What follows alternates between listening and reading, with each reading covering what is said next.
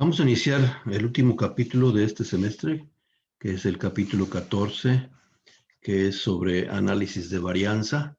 Este capítulo comienza en la página 643 y lo que vamos a hacer es vamos a hacer primero un repaso muy breve de lo que hemos aprendido hasta el momento y cómo eso se va a relacionar con este último capítulo, ¿verdad? Nosotros comenzamos nuestras primeras intervenciones o nuestras primeras aplicaciones de lo que habíamos aprendido de estadística en los primeros capítulos, trabajando con una población y de esa población obteníamos una muestra.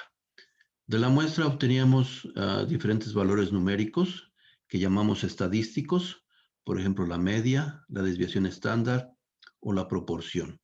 Recuerden que utilizamos una notación diferente para indicar los estadísticos y diferenciarlos de los parámetros, ¿verdad? Los parámetros, para ellos utilizamos letras griegas. Pero bueno, el caso está en que trabajamos con una sola muestra y con la información que obteníamos de una muestra fuimos capaces de predecir el valor que iban a tener esos parámetros para nosotros desconocidos de la población, ¿verdad? ¿Cómo lo hicimos? A través de crear intervalos de confianza en los cuales simplemente lo que hacíamos era buscar el valor mínimo y el valor máximo para determinado valor, para determinado parámetro, sabiendo de antemano que nunca vamos a poder encontrar el valor exacto del parámetro si solo conocemos una muestra. La única manera de conocer el valor exacto de un parámetro es si conocemos la población en su totalidad, o sea, a través, por ejemplo, de un censo. Pero regularmente lo que tenemos solo muestras y una muestra nos sirvió de bastante, ¿verdad? Nos ha servido de bastante. Entonces, aprendimos a encontrar los intervalos de confianza en el capítulo 8. Después, en el capítulo 9, aprendimos a realizar algunas pruebas de hipótesis acerca de esos parámetros, ¿verdad? Por ejemplo, probamos la hipótesis nula de que uno de los parámetros sea igual a cierto valor o que sea diferente a cierto valor. Aquí ya estamos tratando de eh, buscar elementos para soportar la hipótesis de que un valor es igual a un determinado, de un parámetro es igual a un determinado valor exacto, a pesar de que no podemos encontrar el valor exacto de ese parámetro, pero estamos tratando de encontrar elementos para decir no, para decir el parámetro tiene cierto valor y en contra de que el parámetro no tenga ese valor o que sea mayor a ese valor o que sea menor a ese valor. Esas fueron nuestras pruebas de hipótesis que aprendimos en el capítulo 9. Tuvimos pruebas de hipótesis para la media de la población, tuvimos pruebas de hipótesis para la desviación estándar de la población y tuvimos pruebas de hipótesis para el parámetro, para la proporción de la población. Después, en el capítulo 11, aprendimos que podíamos también realizar algunos ejercicios estadísticos a partir de dos muestras. O sea que en lugar de una muestra, ahora tenemos dos muestras. ¿Qué fueron los tipos de pruebas de hipótesis que realizamos en ese caso?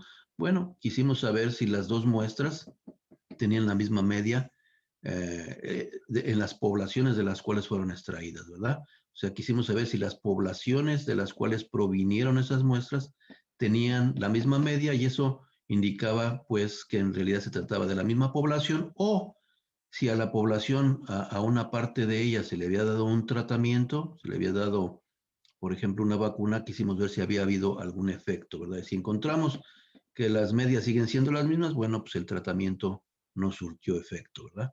Y teníamos que la hipótesis alternativa podría ser que las medias fueran diferentes o que una fuera mayor que la otra, ¿verdad? Y lo hicimos, esas pruebas de hipótesis, para las medias, para las proporciones y también para las desviaciones estándar. Bueno, ahora en este capítulo 14 vamos a realizar algo más allá de lo que hemos hecho hasta la fecha, que es trabajar con más de dos muestras, ¿verdad?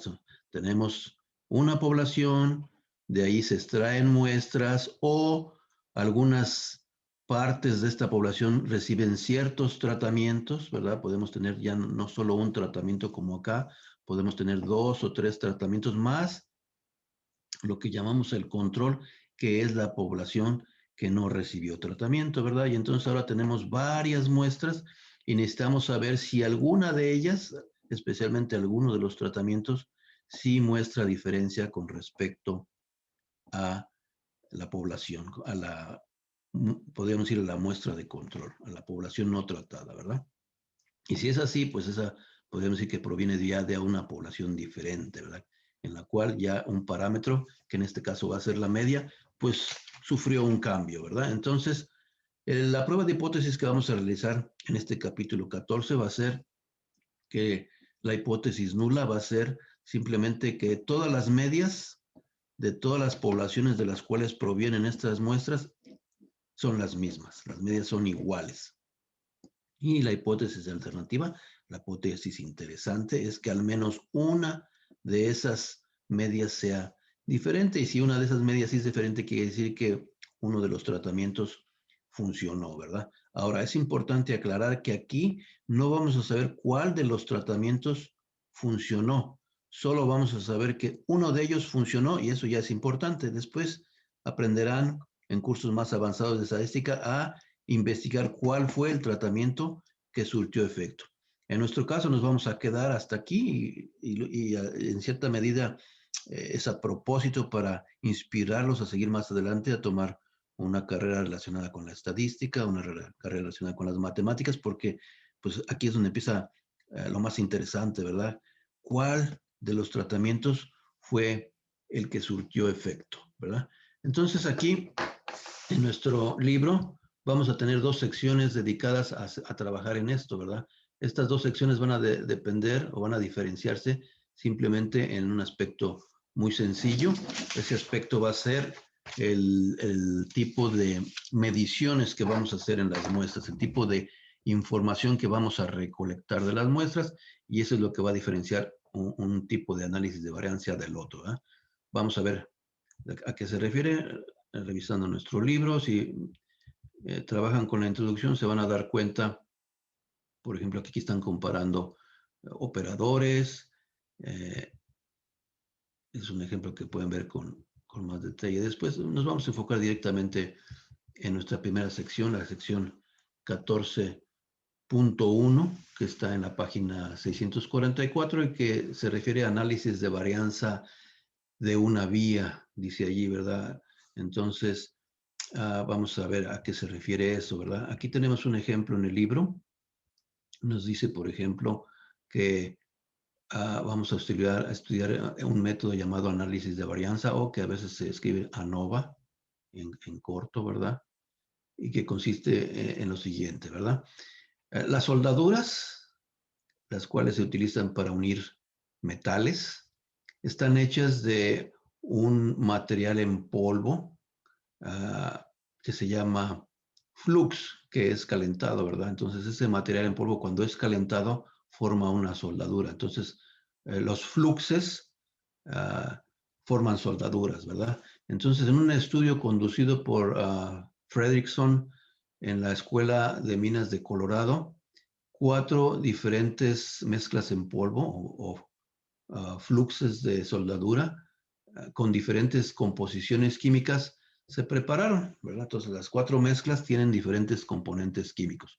El propósito de este estudio es determinar o fue determinar si alguna de las soldaduras hecha de los fluxes o de las mezclas en polvo tendría grados diferentes de dureza, ¿verdad? La soldadura, cuando ya se unieron los dos metales, los metales se sueldan o se soldan en caliente y después se mira qué tan duro quedó la unión, ¿verdad? Entonces dice que 5 soldaduras fueron utilizadas o fueron preparadas, dice aquí,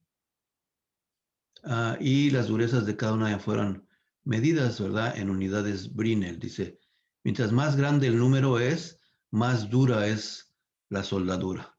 Bueno, aquí dice 5 y en realidad nos habían dicho acá que 4. O sea que aquí en nuestro libro tiene un typo.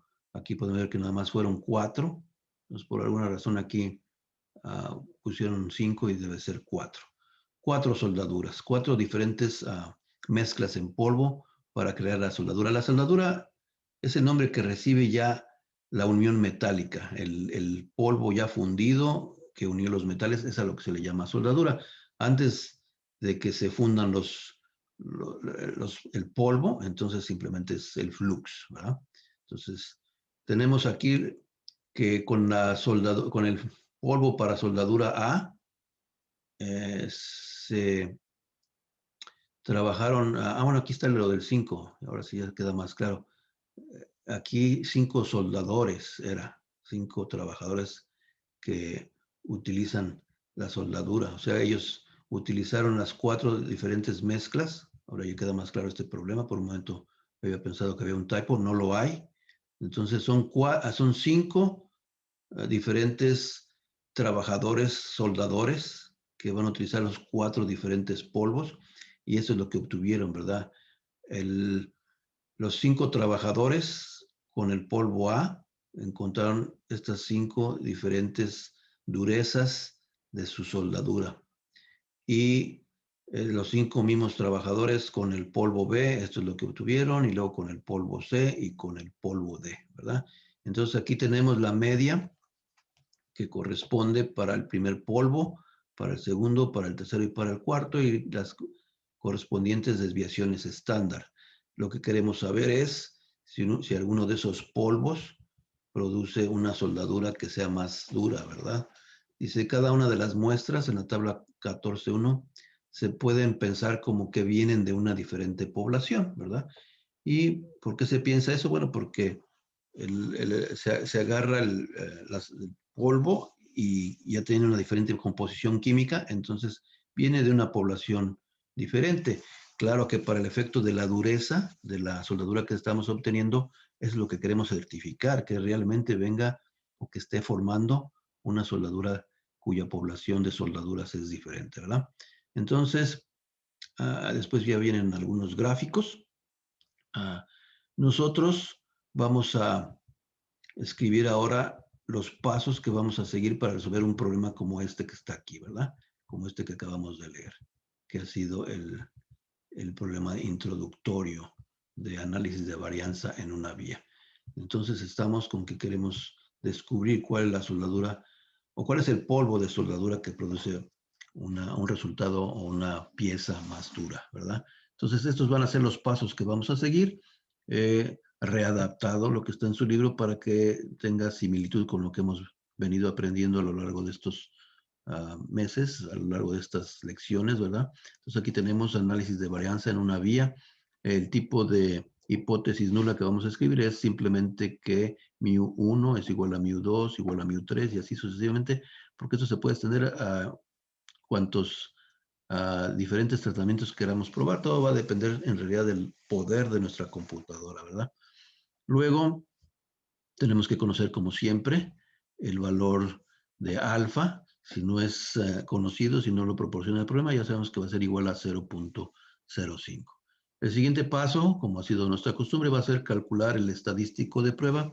Vamos a utilizar otra vez el estadístico F.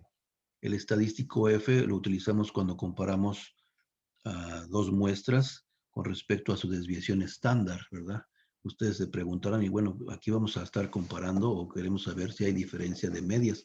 ¿Por qué usamos F? Bueno, porque en el corazón de este método, al tratar de identificar si las medias son iguales o son diferentes, lo único que estamos buscando es ver qué tan diferentes son esas medias. Esas diferencias es qué tan variable es su variabilidad, y la variabilidad ya sabemos que se mide con la desviación estándar. Entonces, intrínsecamente en nuestra fórmula estamos comparando variaciones, variabilidad de medias.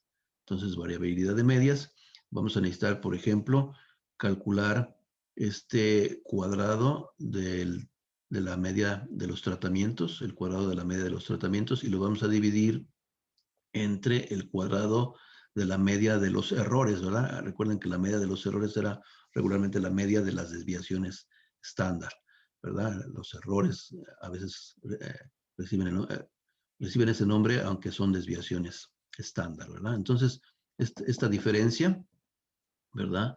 Es la que nos va a indicar nuestro estadístico F, ¿verdad? ¿Cómo se calcula el numerador, que es el cuadrado el cuadrado del medio de los tratamientos, simplemente va a ser dividir la suma de los cuadrados de los tratamientos y se va a dividir entre i menos 1, ¿verdad? ¿Qué va a ser i? El número de tratamientos. Aquí lo tenemos abajo, ¿verdad? Y el otro va a ser el cuadrado de la media de los errores, va a ser simplemente la suma de los cuadrados de los errores, y eso lo vamos a dividir entre n menos 1, donde n ya sabemos que va a ser el número total de la suma total de todos los elementos que están participando en las pruebas, ¿verdad? O sea, vamos a sumar los tamaños de muestra de todas las muestras, ¿verdad? Y eso nos va a dar la n, ese es el número total de mediciones o de datos que tenemos. Entonces aquí tenemos, por ejemplo, que se va a tener que encontrar una gran media que le llaman en nuestro libro de inglés, ¿verdad? Es la media de las medias en cierta medida, que en realidad es sumar toda la información que hay y dividir entre el número total de elementos, ¿verdad? Y con esta información ya va a ser posible calcular tanto esta suma de cuadrados correspondiente a los tratamientos y esta suma de cuadrados correspondiente a los errores. Aquí están las fórmulas. Nosotros escribimos las fórmulas para tener toda la información en nuestras notas. En la página 648 vamos a ver estas fórmulas con más detalle, aunque en realidad no necesitamos hacer esto, pero se puede hacer. Se puede hacer sin la ayuda de nuestra consola de R. Con la ayuda de la consola de R lo que vamos a hacer es simplemente vamos a calcular nuestra información, nuestro valor F, de una manera diferente que vamos a ver cuando hagamos el primer problema. Tenemos, finalmente, cuando ya conocemos el estadístico de prueba, que tomar una decisión. Tenemos dos caminos, como siempre. Tenemos el método de los valores críticos, donde tenemos que encontrar una F crítica, que es la que va a, a dividir, digamos, el área o la región que favorece a la hipótesis nula del área que favorece a la hipótesis alternativa. Y para encontrar esa F crítica, pues vamos a utilizar QF o QF, y solo tenemos que escribir como de costumbre 1 menos alfa y luego i menos 1 y n menos 1, donde ya dijimos i es el número de tratamientos y n es el número total de datos, ¿verdad? También tenemos el método del p-value, que se ha convertido en uno de nuestros favoritos. El método del p-value, pues solo vamos a encontrar de esta manera. Vamos a hacer 1 menos pf o 1 menos pf. Vamos a escribir el estadístico f que hemos encontrado, ¿verdad?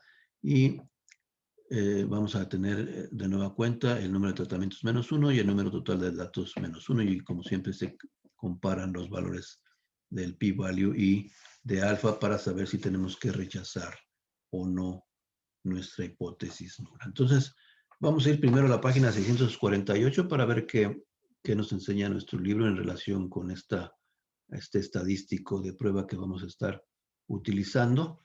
Entonces, vamos a ver, aquí estamos todavía en la página 644.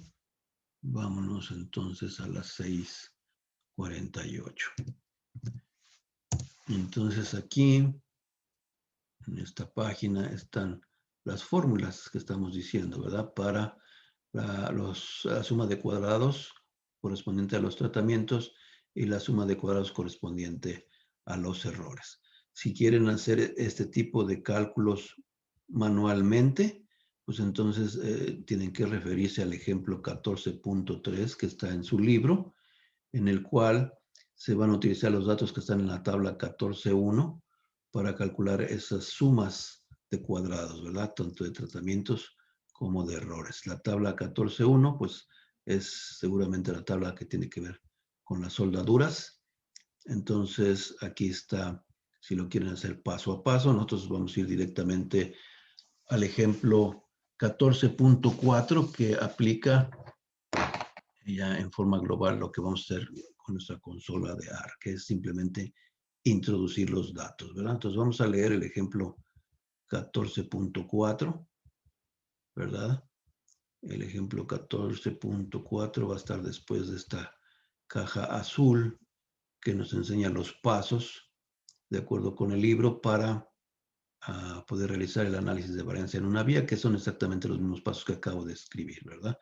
Nosotros dijimos que teníamos que tener este tipo de hipótesis, que teníamos que encontrar estas sumas de cuadrados, tanto de tratamientos como de errores, para poder ser capaces de calcular estas dos cantidades y asimismo encontrar el valor de F, ¿verdad? Y después encontrar critical values o encontrar p-values. Vamos a hacer el ejemplo 14.4, que como dije hace un momento tiene que ver con la tabla 14.1. Dice, para los datos de la tabla 14.1, pruebe la hipótesis nula de que todas las medias son iguales, ¿verdad? O sea que en este caso todos los polvos para soldadura producen resultados, producen soldaduras con la misma dureza, ¿verdad? La dureza Brinell que midieron los soldadores, ¿verdad? Entonces tenemos que checar las consideraciones de que haya normalidad, como ha sido la costumbre, ¿verdad? Tenemos que ver si el diseño es balanceado, y eso todavía no lo platicamos, así que vámonos a indicar nada más qué es eso del diseño balanceado, y finalmente vamos a proceder a hacer los cálculos de acuerdo con el método que hemos preparado para ustedes, ¿verdad? Entonces, si nos vamos más atrás, vamos a encontrar lo de los métodos balanceados. Eso va a estar aquí, ¿verdad? En la página 645, ¿verdad? ¿Qué es un diseño balanceado? Simplemente es cuando los tamaños de las muestras son todos iguales, ¿verdad? Si todas mis muestras tienen el mismo tamaño, el diseño es balanceado.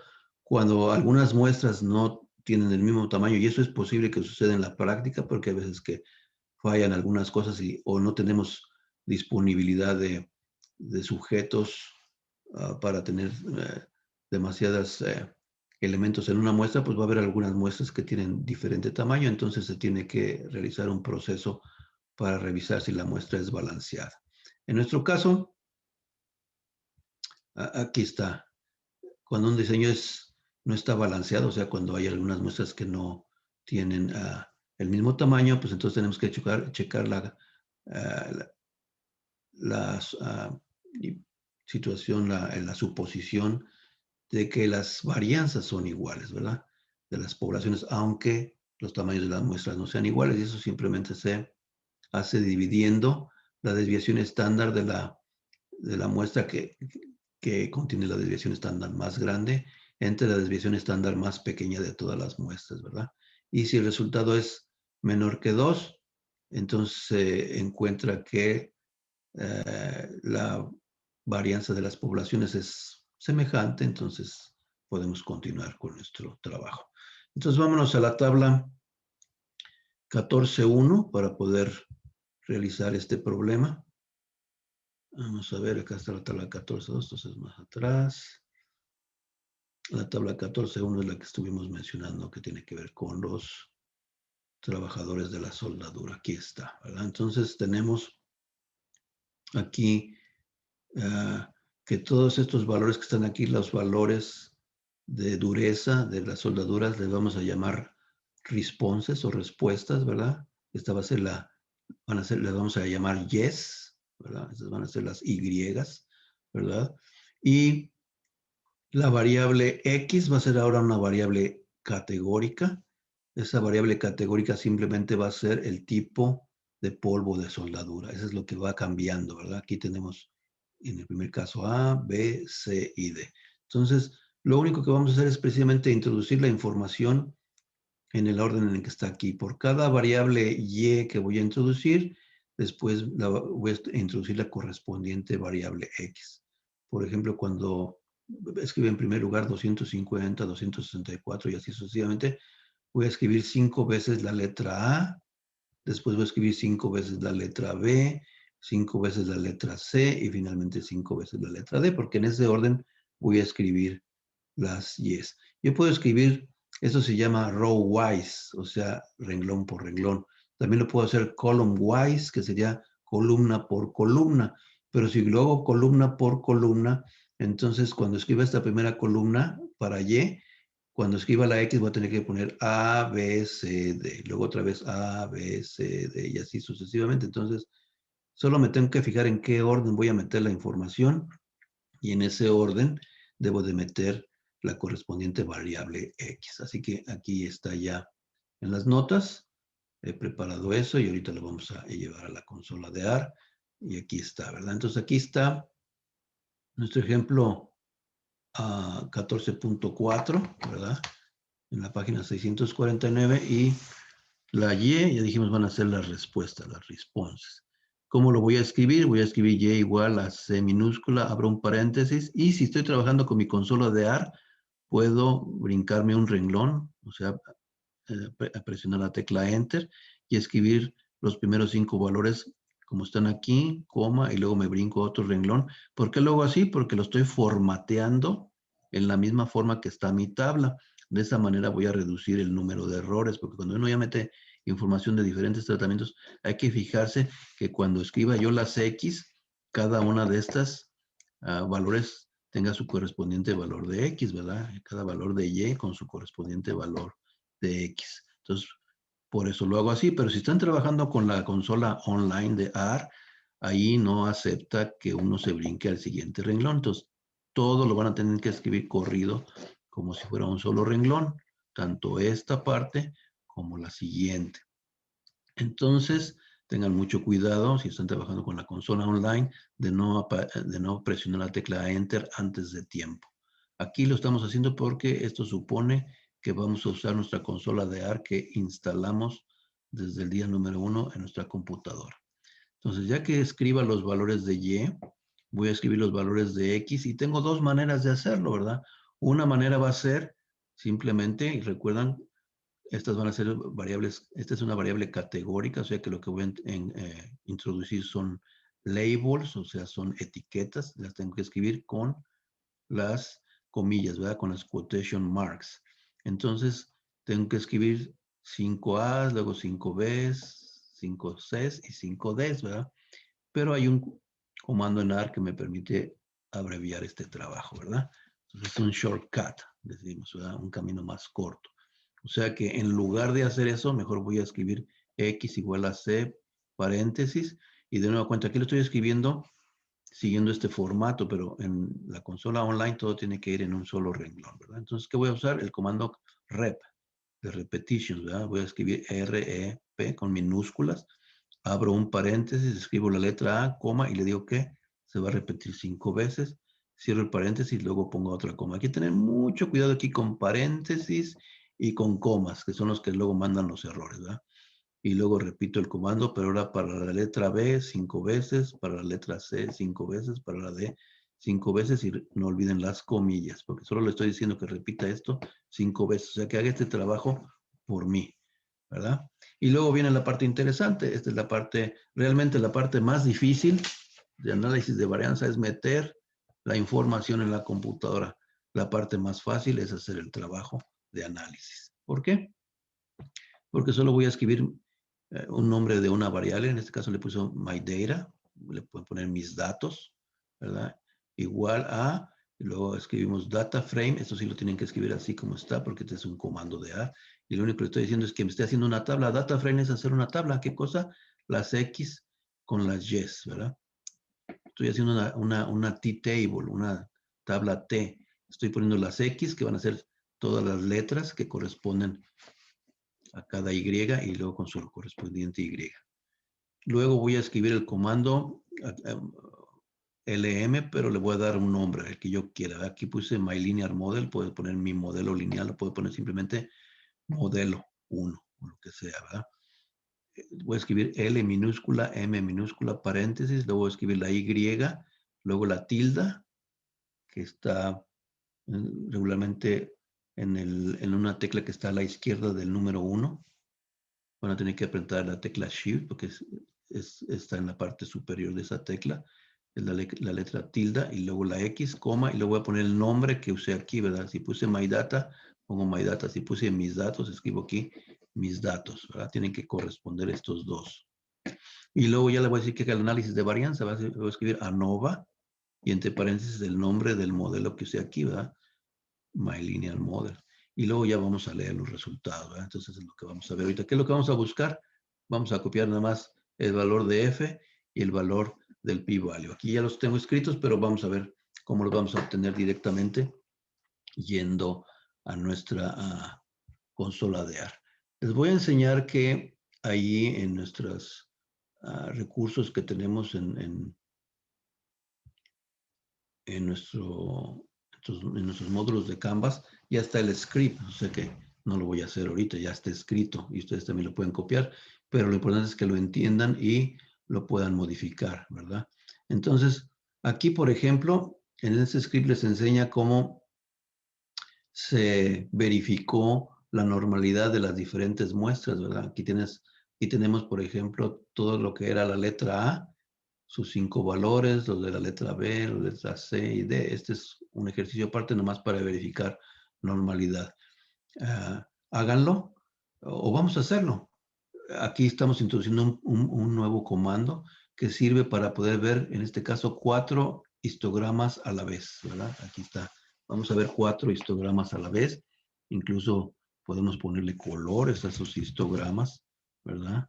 Vamos a ponerle al primero, lo podemos poner amarillo, luego al segundo lo podemos poner verde, el que sigue lo vamos a poner a rojo y finalmente al último lo vamos a poner de color magenta, ¿verdad? Entonces, al hacer esto que está aquí, solo voy a encontrar 4 histogramas que corresponden a las mediciones de dureza de cada uno de los 4 polvos de soldadura, ¿verdad? Entonces vámonos a la consola de AR a ver que nuestros datos de soldadura pues más o menos siguen un comportamiento de una distribución normal, ¿verdad? Y entonces ahí tenemos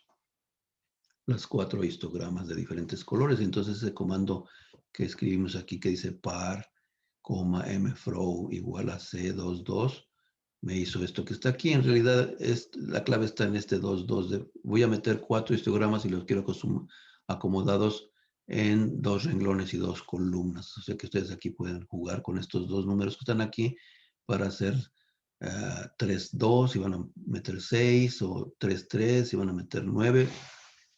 Se puede hacer tan grande como quieran, claro. Va a depender también de la misma pantalla de la computadora. Pero bueno, regresemos a nuestro script para terminar este problema y terminar esta primera lección, ¿verdad? Y nos vamos a ir después a la sección siguiente y con eso terminamos nuestro curso. Entonces, la siguiente parte del script es el ejemplo que estamos queriendo resolver, que es el ejemplo 14.4 y aquí está ya, ahora sí, la información que corresponde a la respuesta, a la response, why, escrita, como les dije, renglón por renglón. Esto solo es un aspecto visual. Estamos formateando lo que yo quiero ver en el lenguaje AR, principalmente para fijarme, para compararlo con la tabla original y buscar si hay errores, porque cuando hay errores es porque a lo mejor escribimos mal un número o no pusimos una coma en su lugar. Fíjense que en el último renglón, en vez de coma, va un paréntesis que se cierra. Y de nueva cuenta, este formato no funciona si trabajan con una consola de R online. Ahí tienen que escribir todo esto en un solo renglón. Lo mismo para X, ¿verdad? Entonces vamos a empezar introduciendo la información. Vamos a introducir la información y vamos a crear la data frame, ¿verdad? Aquí le pusimos my data, le vamos a cambiar para que esté en español. Vamos a poner mis datos, ¿verdad? O simplemente datos. Datos de tratamiento, ¿verdad? Tratamiento. Datos tratamiento. Y vamos a copiar esta información en nuestra consola de AR. Entonces, simplemente, y ustedes cuando hagan sus ejercicios solo tienen que preocuparse principalmente por cómo van a introducir la información que esté correcta y ya después el lenguaje R se encarga de hacernos todo el trabajo, ¿verdad? Entonces vámonos aquí, más abajo. Vamos a escribir ahora lo que corresponde al... Entonces aquí cuando dice data frame XY, quiere decir que todo esto que está aquí lo reacomodó en una sola tabla.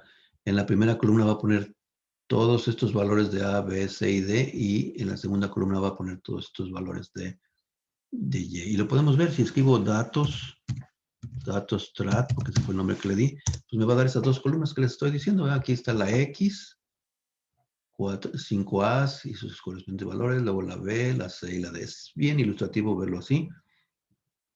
Bueno, vamos a copiar la segunda parte del script ya para tener la información y sobre todo entenderla, interpretarla. Que ese es lo más importante de esta clase, no tanto hacer los cálculos, sí son importantes, pero muchas veces lo más importante es saber entenderlos, porque alguien más los puede hacer y nos puede dar simplemente la tabla. Y decir, ¿qué dice aquí esta tabla, verdad? Ahí es donde va a ser valioso su conocimiento. Entonces, le vamos a llamar en vez de my linear model, lo vamos a poner simplemente aquí. Este es el modelo lineal. Es el que vimos en la clase anterior, en el capítulo anterior, cuando estuvimos haciendo modelos lineales. Nunca les enseñé este método cortito, ¿verdad?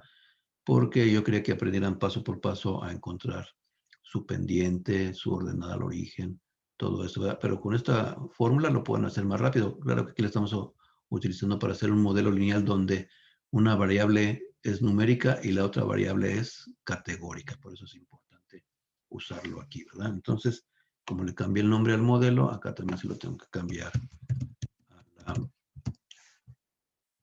a mi ANOVA, ¿verdad? Entonces, LM y ANOVA, eso sí se queda. Data frame, eso sí que se queda. Esto es parte del lenguaje R, eso no lo podemos cambiar. Esto así es, ¿verdad? Estas son instrucciones o comandos del lenguaje R. Bueno, vamos a copiar entonces simplemente estas dos que nos faltaron. Con eso concluiríamos el trabajo de introducir la información y ahora lo más importante va a ser leer los resultados, ¿verdad? Ya que estamos en la consola, escribo esas dos y me da esta tabla. Esta es la tabla que tiene mucho valor para nosotros. Es una tabla que nos presenta precisamente la información que estuvimos hablando hace rato, ¿verdad? Las sumas de los cuadrados de los errores, las sumas de los cuadrados de las medias de los tratamientos, ¿verdad? Nos entrega el valor F, del estadístico F, o sea que ya lo calculó por nosotros. ¿Cómo? Pues dividió estos dos, ¿verdad? Este es el numerador y este es el denominador de la fórmula de F que les dimos anteriormente, ¿verdad? Entonces, aquí están los grados de libertad, que es I menos 1. Este es I menos 1. Entonces, y luego tendríamos N menos 1, que eran 5 por 4, 20, menos 1 serían 19. Esa información no está aquí. Tenemos también el valor del p-value. Hay que saber leerlo en esta tabla. El valor del p-value viene escrito como PR. Entonces hay que nada más entender que la mayoría de las tablas que entregan las computadoras, ya sea que estén utilizando el lenguaje R o estén utilizando una calculadora Texas Instrument o un programa que se llama CrunchStats o algo por el estilo, ¿verdad? Entonces, o StatsCrunch, tienen que fijarse dónde está la información que necesitamos. Aquí está mi estadístico F y aquí está mi p-value. Luego aquí ya ARC les ayuda a cómo interpretar el p-value con diferentes valores de alfa. Aquí hay diferentes valores de alfa y el asterisco dice en cuál valor de alfa el p-value, en este caso, es significativo, ¿verdad? Es menor, ¿verdad? Es menor, en este caso, a 0.05. Si es menor a 0.05, quiere decir que la hipótesis nula se va a rechazar al nivel de 0.05, ¿verdad? No se va a rechazar a este nivel ni a este, ¿verdad? Pero a este sí, a todos los demás sí, ¿verdad? Entonces, nosotros nada más vamos a copiar estos dos valores y vamos a proceder a la parte final de nuestro análisis, ¿verdad? Vamos a proceder a explorar los dos métodos. Entonces ya copiamos aquí el valor del estadístico Ya copiamos el p-value, si no lo queremos calcular como lo hemos hecho anteriormente, pero ahí está la información en esa tablita, ¿verdad? Que es un sumario de la prueba de varianza. Entonces, ¿qué sigue? Pues sigue tomar una decisión, ¿verdad? Tenemos dos métodos. Primero tenemos el método del valor crítico, para el cual necesitamos una F crítica. Sabemos que nuestra alfa es 0.05, entonces necesitamos calcular esta F crítica. ¿Cómo lo vamos a calcular?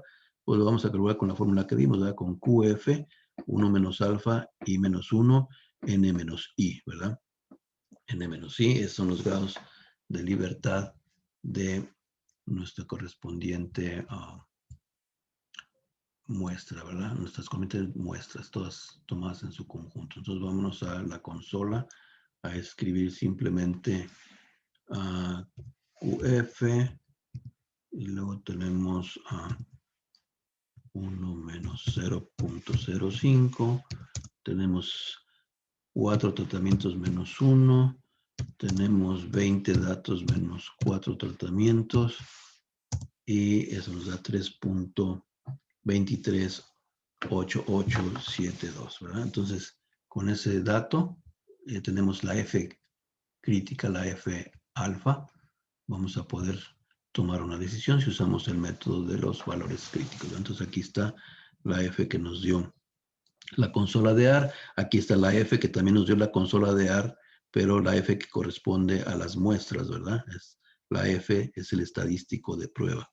Como vemos, está a la derecha de la F crítica, por lo tanto, está fuera de la región que favorece la nula. Entonces, tenemos que rechazar la hipótesis nula. Luego tenemos el método del p-value. Vamos a necesitar nuestra alfa 0.05. Entonces, vamos a usar esta fórmula que está aquí abajo, que dice 1 menos PF, donde escribimos el estadístico F, y menos 1, N menos 1 otra vez, que simplemente va a ser 1 menos PF, F, que nos dio la tabla 3.8734, o que lo podemos calcular si seguimos los pasos que indica el libro, ¿verdad? Si no tenemos a la mano la consola de AR, ¿verdad? 4 menos 1 y coma 20 menos 4. Entonces vamos a meter esa información, nos va a dar la que ya está ahí en nuestras notas, que por cierto, hoy nuestras notas son completamente en inglés porque estamos terminando esta clase y quisimos que el último material escrito ya lo tuvieran completamente en inglés, ¿verdad?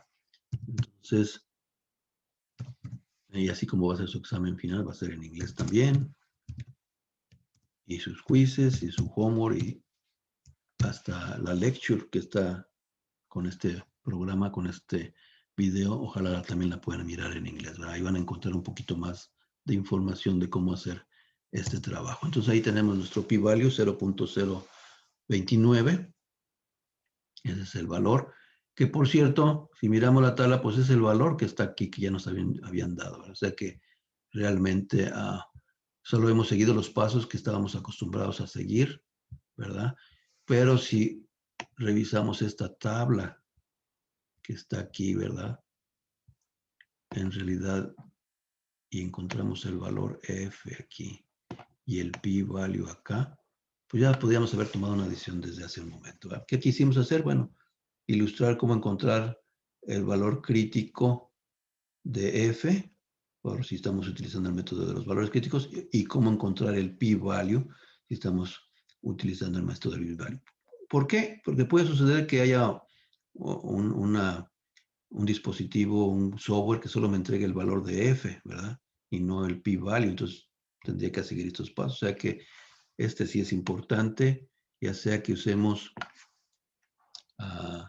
el lenguaje AR para encontrar F o que calculemos el numerador de F, el denominador de F, siguiendo las fórmulas que están en los apuntes y que también están en el libro, ¿verdad? Entonces, pues de esta manera estamos concluyendo este ejemplo de cómo hacer un análisis de varianza, ¿verdad? El siguiente paso simplemente es escribir la conclusión, ¿verdad? Ya que tenemos aquí nuestro valor del p-value, pues tenemos que tomar la decisión. Ya sabemos que el p-value es menor que alfa, por lo tanto tenemos que rechazar la hipótesis nula, así que vamos a escribir que there is enough evidence to reject the null. Okay, so there is at least one treatment that performs significantly different than the others. Ok, eso es lo que vamos a escribir cuando hacemos un análisis de varianza. Es lo único que podemos decir. Estamos rechazando la hipótesis nula, así que hay al menos un tratamiento que se comporta significativamente diferente a los demás tratamientos. ¿Cuál es ese tratamiento? No lo podemos decir con este método. Tenemos que ir más adelante, ¿verdad? Entonces, vamos a terminar esta primera sección del capítulo 14, resolviendo los problemas 18 y 22 de la sección 14.1 de nuestro libro, que está en la página 657. Entonces, vámonos al libro. Vamos a ver en el libro qué hay aquí, ¿verdad? Tenemos la famosa tabla con la que trabajamos. Aquí viene toda la serie de ejemplos que su libro realizó utilizando métodos alternos diferentes, ¿verdad? Para probar normalidad y luego plantear, explicar cómo va a venir la información, ¿verdad? Qué significa cada cosa, cada muestra, cómo calcular los diferentes estadísticos, ¿verdad? Dependiendo de la información, las hipótesis que se plantean, cómo se calculan tanto el numerador como el denominador de F, que es el estadístico de prueba.